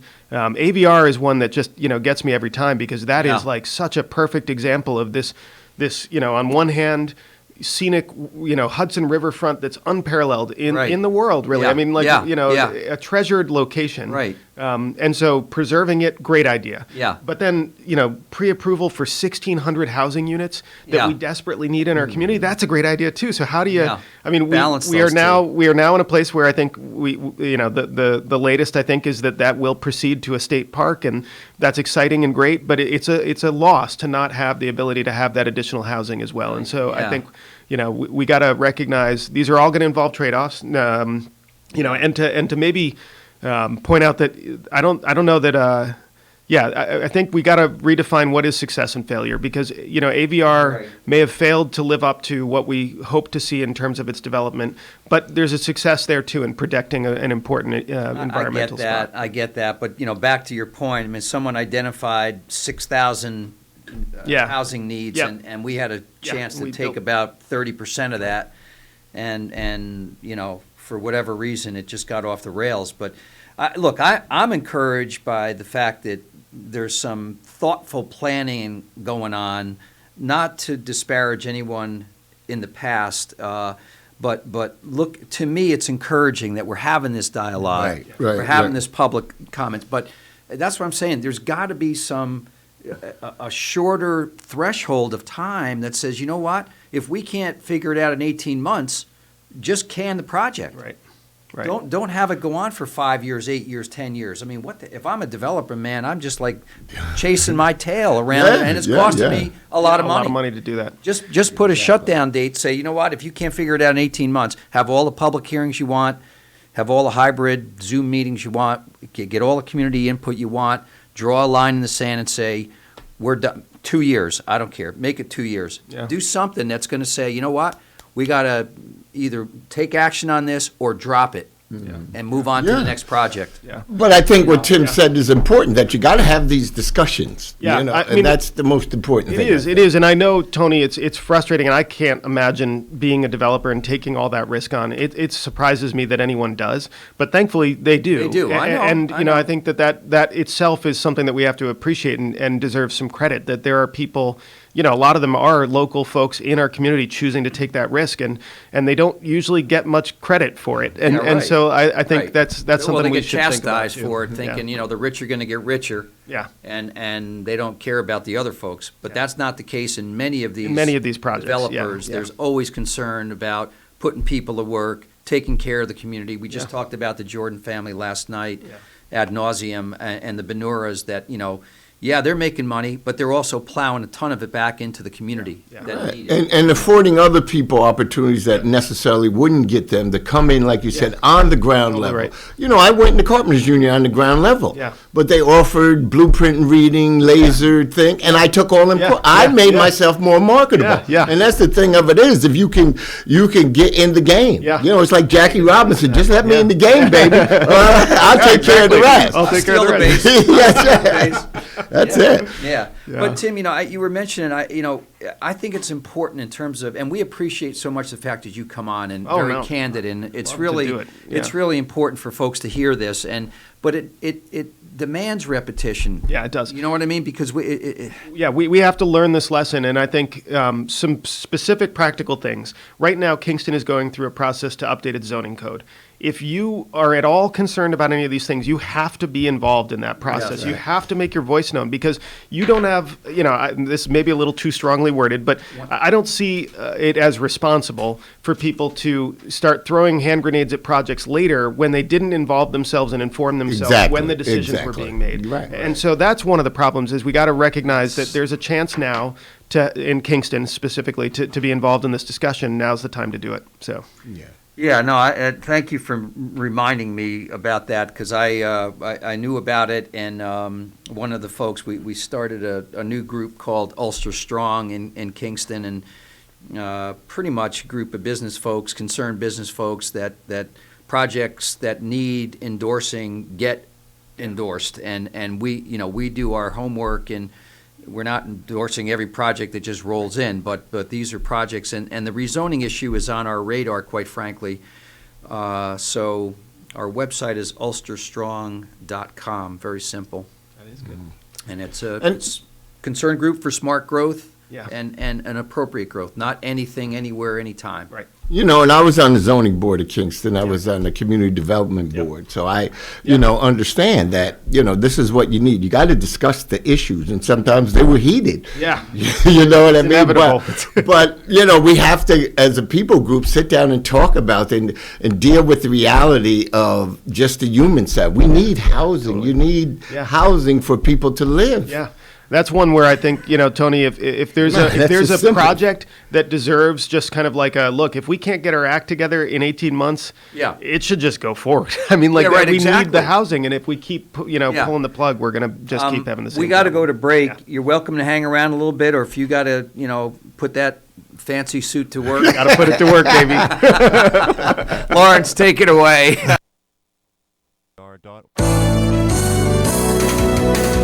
You're listening to Kingston Community Radio on WGHQ Kingston. On your radio at 920 AM and 92.5 FM, and also online at mykcr.org. January is National Blood Donor Month, and Dunkin' Donuts and the American Red Cross are teaming up to honor blood donors who make a difference. This is Donna Morrissey of the Red Cross. All those who come in to give blood in the month of January at a Red Cross blood drive will receive a $5 Dunkin' Donuts gift card. It's one way we can say thank you for being a hero to patients in need. Your help is needed now. Please call 1-800-RED-CROSS, visit redcrossblood.org, or download the Blood Donor app to find a blood drive near you. Thank you for making a difference. Hi, I'm Steve Thomas for Habitat for Humanity Restore. Habitat Restores are nonprofit home improvement stores and donation centers that sell new and gently used furniture, building materials, and appliances to the public at a fraction of the retail cost. The Ulster County Restore at 406 Route 28 in Kingston needs your donations. Call our hotline at 845-853-7499 to schedule your free pickup. And thanks. Have you ever experienced a wish come true? For a child battling a critical illness, a wish come true can be a turning point. One song, one dance, one game, one adventure. One moment changes everything. Make-A-Wish needs your support to grant the wish of every eligible child. Visit wish.org now to help grant more life-changing wishes. Together, we can transform lives, one wish at a time. Every day, the men and women of the United States Marine Corps demonstrate their commitment to defend the American way of life. Since 1775, wherever the mission takes us, we always remember the land we call home. As Marines, we take a stand for our nation, for us all. The few, the proud, the Marines.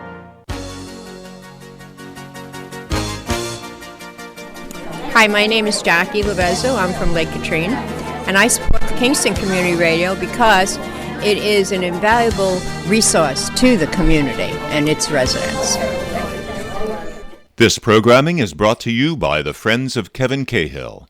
As a strong advocate of local broadcasting, Assemblymember Cahill urges you to support Kingston Community Radio with your time and donations. Your contributions keep KCR vital and on the air at FM 92.5, AM 920, and on the web at mykcr.org. Please join Assemblymember Cahill and send your gifts of $10, $25, or more to Kingston Community Radio, Post Office Box 4364, Kingston, New York 12402. Together, let's keep KCR alive. Okay, folks, we're back. We're Thunder and Lightning. Thunder and Lightning. That was interesting, you know, and I think he's very astute young man, full of energy, and you know, and everything else. But yeah. I mean, they're taking on some big challenges, but it feels like there's pent up demand for a lot of this stuff. Yes, like you said, nothing's happened for quite some time, and now we have opportunity, and. We're not saying, hey, just put it up, just build it, don't forget, go through the steps. Right, exactly. Get the input from folks. Exactly. You got to have input. You got to come to we can't be narrow-minded. I mean, all of us can get there because, if we want to be true to ourselves, we all got our biases and whatever, and we don't want this and want. But it's not all about us. There's generations coming behind us, and generations are different, as we were saying. Absolutely. Generations are different. We're living in a technological age and everything, Let's do this. Let's take some phone calls. Folks have some thoughts or opinions for us. We're happy to take a phone call, 331-9255. We're talking generally about economic development, but it could be societal too. If you get spiritual, we got the Rev here.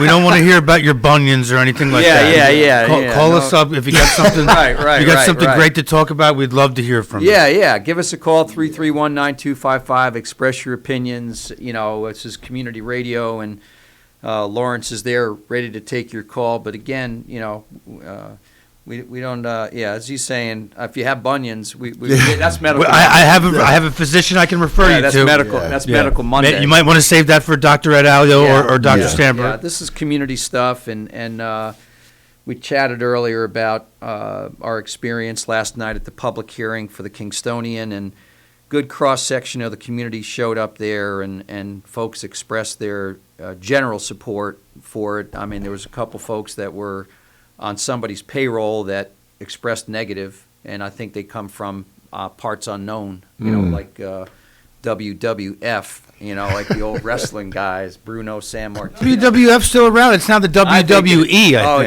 think, right? Yeah. I don't watch it anymore, but I mean, I think all of us did at one point in our lives, right? Yeah. Maybe not Don. Yeah. I don't mean it because you're old. No, I'm just saying because I wasn't a big wrestling buff. That didn't come out till the 80s, like really, kind of, right? Yeah, 80s, man. That's when it really took off. Bruno Sammartino. But they used to have them here at Bill Watts. Yeah, they used to have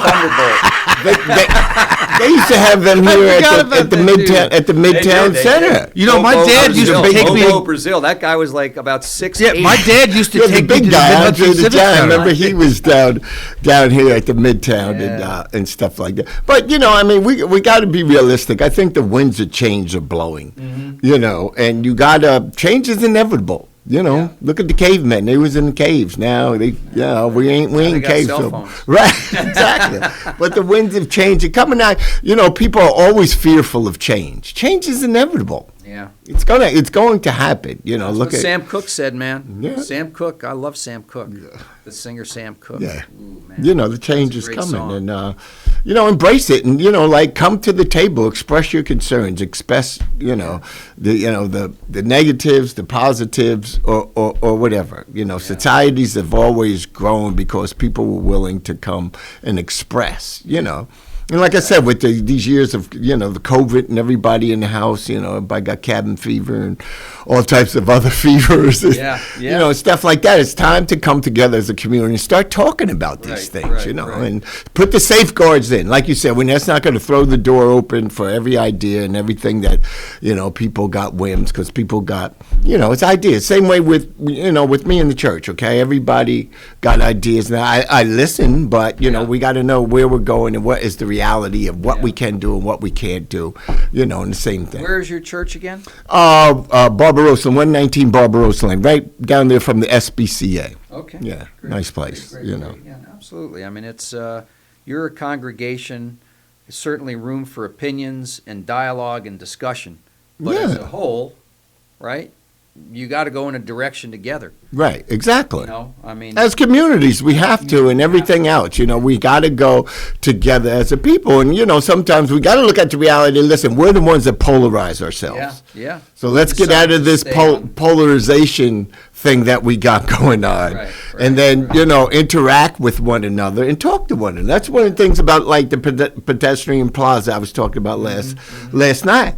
That I've loved for my grandson, whenever 2 years, he's only going to be 8 years old. We can still walk up there and have a good time, and he can, meet crazy people like you. And absolutely. Have a little music. On the sides to stay away from the No, but that's the thing, that people got to interact, getting back to, that's the thing that I always remember about Kingston, the interaction of different people groups, the interaction of community and school and, the church, all working together to make our society work. Absolutely. And, now everything is, you got your group, I got my group, and we're going to do our little thing. And if we have to meet with you, and that's not the way that, it was never intended to be, that we're a community. If we're going to be a community, there has to be common unity. And that's what community is all about, common unity.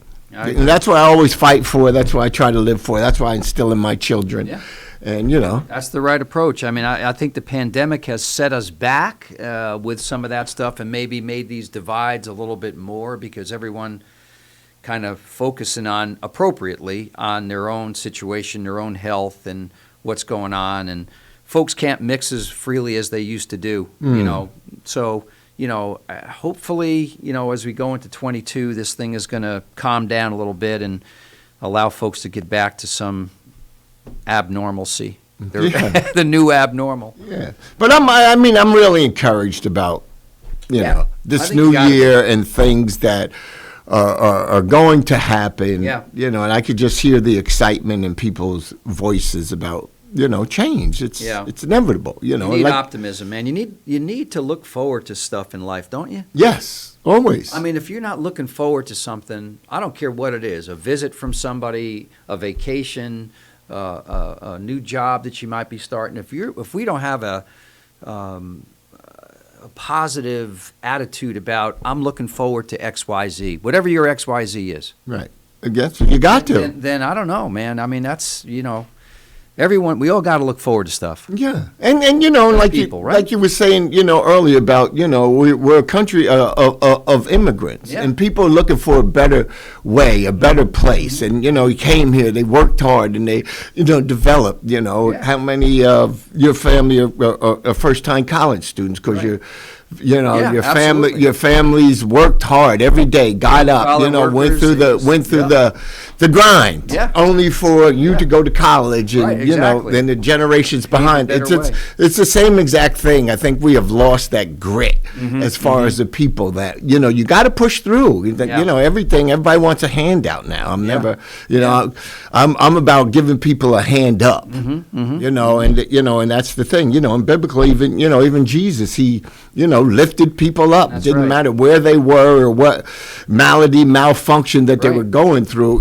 It's about hope, and I think that's what we got to get back to, putting hope in people. Yeah, right, and taking away all the excuses why you can't do, and then afford them that, and say, okay, now what's your excuse? Right, blaming somebody else. Right, for your stage in life. Yeah, right. You got to take responsibility for your own life. Yeah, I teach my kids that. I teach my church that. I teach people that I'm able to. I do jail ministry, Ulster County for 20 years. Same thing. The mistakes that we make in life don't define us unless we allow them to. Yeah, right, exactly. We're all going to make mistakes, You can, absolutely. And we've all made mistakes. Absolutely. Some people just not got caught for the mistakes they made. Okay?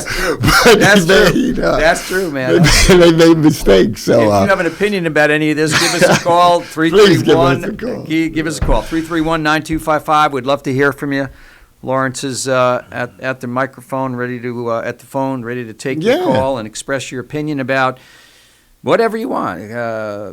This is community radio. We're thankful to our underwriters who help put this show on 5 days a week, 7 to 9, different topics every day, and we're thankful to the listeners who have supported us. We've done great this year on our Happy Christmas Fund and our /KCR fund. Best year ever. Yeah. Thanks to everyone that was involved with that. We're doing good. And now we don't have to do another fundraiser till November 3rd. There you go. But we're going to start planning that pretty soon. I'm actually already typing out the list. All ready to go. Actually, we got some calls, so let me screen them real quick. Okay. All right. That's fine. Well, just chuck them on. Let's go. George Post. This call doesn't need a screen. Go ahead, George. Hey, gentlemen. Hey, George. The one thing we got to stop doing is having everybody keep saying not in my neighborhood. Right. Because I tell you what, if they keep turning jobs down and different businesses that want to come in, the only thing that's not going to be in the neighborhood and the backyards is their grandkids and kids. Yeah, absolutely. Because look what they did with that bottling plant that they wanted to put out by Tech City. Yep. That was a lot of jobs there, and now they're giving this guy here with a Kingstonian ration a bull because the guy from New York City, because you looked in the Freeman lately, full-page ads by this guy from New York City. Yeah. And they got to cut that process down. Well, they got to cut through all that red tape. Hey, say you got a year. Right.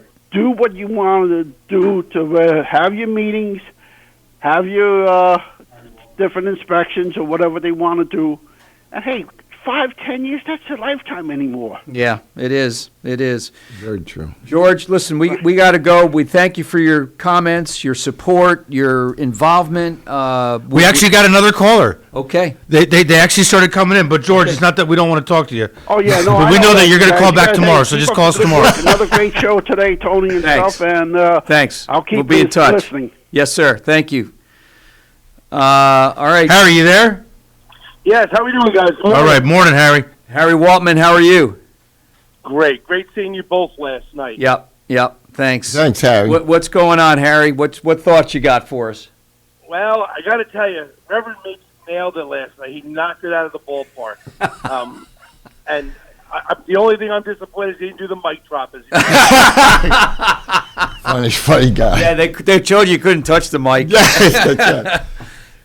that's true. You weren't supposed to touch it. Yeah. But I mean, this is a project that definitely needs to happen. And I mean, Uptown Kingston used to be vibrant, and we need to bring that back, and we need to increase the tax base. So there's nothing but positives that I see. Yeah.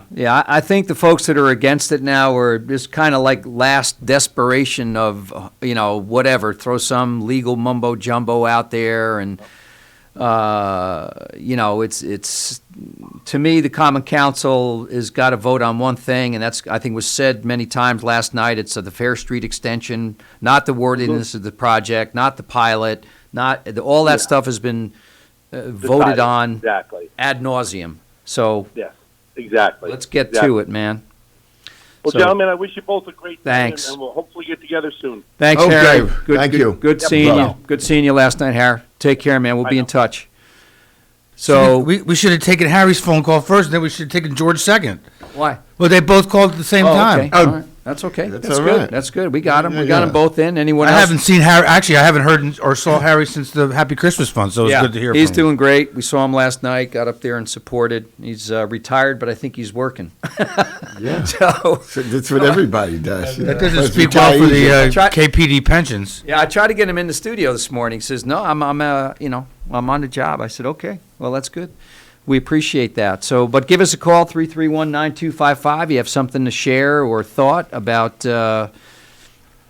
where Kingston is going, economic development stuff, the community itself getting together. Yeah, it's important. Like Tim said, you need to, a lot of people complain, but you need to be in the process. Mm-hmm. You need to be in the process of expressing, your feelings. There's nothing wrong with that. And then, if they're unfounded, they're unfounded, but just don't.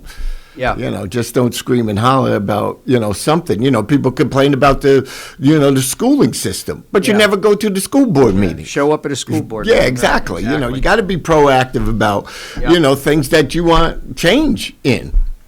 Because sometimes they don't hear that. Yeah, well, they don't. And I think what happens is the folks that are against it will show up, and the folks that are for it sit in their couch. Right. They're not getting involved. So all the elected officials here is, well, this is not good or that's not good. And so what do they have? They have only one side of the story. True. So I think one thing the Kingstonian did, in my opinion, is mobilize a whole bunch of folks that were not involved, me included. And now, someone calls, I'm for this project. I'm going to stand up and testify that I think this is good for the community. And when are they going to vote on it again? I'm not sure, Lawrence. I mean, I thought next Tuesday, but I could be wrong about that. Can we get Can we get Brad Jordan and Joe Benura in here before that vote to push to help? Yeah, I'm not sure. We can certainly reach out and try. Because certainly Radio Kingston's not doing anything to support them. So maybe we should do something. No, absolutely. So we'll certainly put the offer out there. Maybe call Frank Campagna and see what we can do. Yeah. We can figure something out. Brad Jordan has been.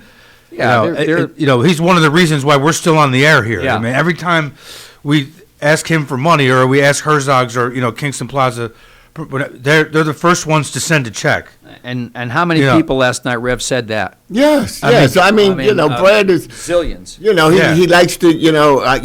He's a very guy of integrity. That's one thing I could say about him. A guy of integrity. He stays behind the scenes, but he does a lot. He does a lot. Absolutely. And there's been so many people that. If they could have been here, the Tate Fishers and the rest of them could have, attest to, the Jordan family, the Hands, and it's generational. It's generational with that family. This has not just happened over the last 5-10 years. Paul Jordan, same thing. Very, very community-minded guy, a lifelong Rotarian, and serving the community. I mean, that's what the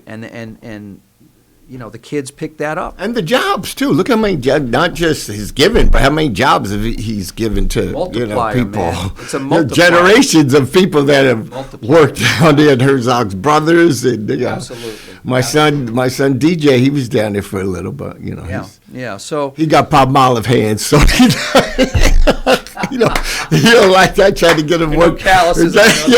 He's not trying to get him work with me a couple of times. Dad, this ain't for me. Hey, too cold out. Yeah. So, but no, look, I think some positives are going to come out of this. Hopefully, the Common Council will vote in the affirmative. They heard all the testimony last night. Give them credit for all of them being there. There's some new Common Council folks. Yes, and see, that's the new thing. There's a younger generation of the Common Council, and they're young. Yeah. Naima Muhammad, she's young. I knew her when she was a baby at Riverview Baptist Church, and they have to have something for their generation. Right. To vote on and to do what they got to do and to bring, this city into the next phase of their generation, what it's going to look like. We can't be the ones that, keep our foot on the brakes, so to speak, as far as, because things are going to change. Whether you like it or not, things are going to change. So come on, let's, look at the change. Like I said, whatever your opinions are, whatever you're resisting or whatever, bring it to the forefront. I just want to see things just explode. That's me. I just want to see things explode. Look to the future. Well, explode in a good way. Yes. So I want you all to look up a song called "A Change Is Gonna Come" by Sam Cooke. Change is gonna come. Yeah. That is a great song. That song was back in the '60s.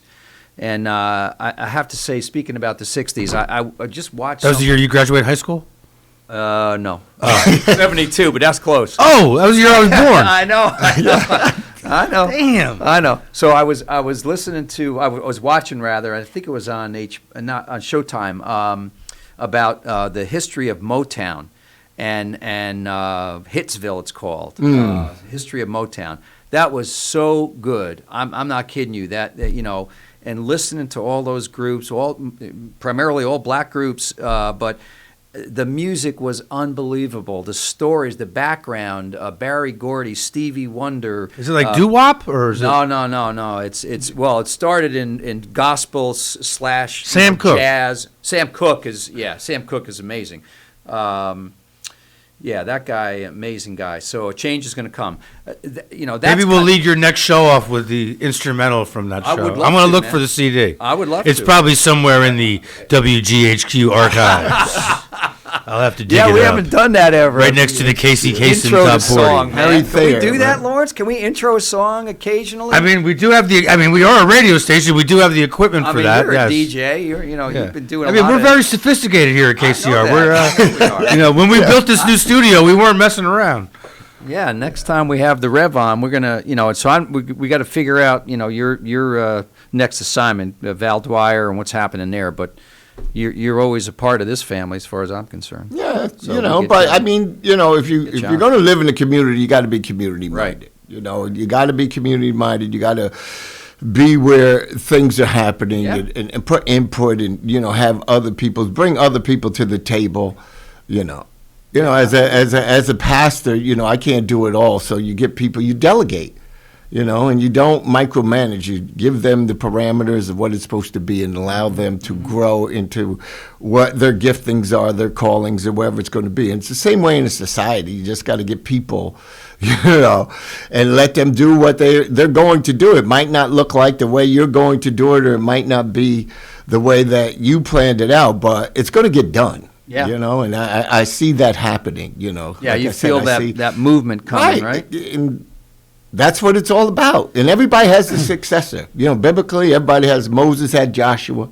You know what I mean? Yeah. Elijah had Elisha. And Paul had Timothy, and so on and so forth. But we have to groom these people, bring them up, and then let them have their natural talent. As a football coach, I remember I always used to tell these young kids, because they was 8 to 13, I said, if you don't know the basics, I don't care what Block you do. And tackling, I said, when you get 15, 16, your natural talents is going to take over. When you leave me, I just want to make sure that you understand the basics of how this game is played, no matter what side of the ball that you are on. Build a that foundation, you're going to be able to do whatever it takes to be successful. And I think that's what we have to do in life. Give people the foundations and give them, the free rein to make mistakes and do whatever they got to do, but also have the compassion to say, okay, you know what you did wrong? Now get back up. Yeah. And let's do it again. And that's what it is. We're in that. And those are life lessons, man. Yes. Football. Yes, it is. What is life lessons? Yes, it is. Yes, it is. And we can't forget that because somebody taught us. We need to get this guy speaking in the Giants locker room. I tell you, man,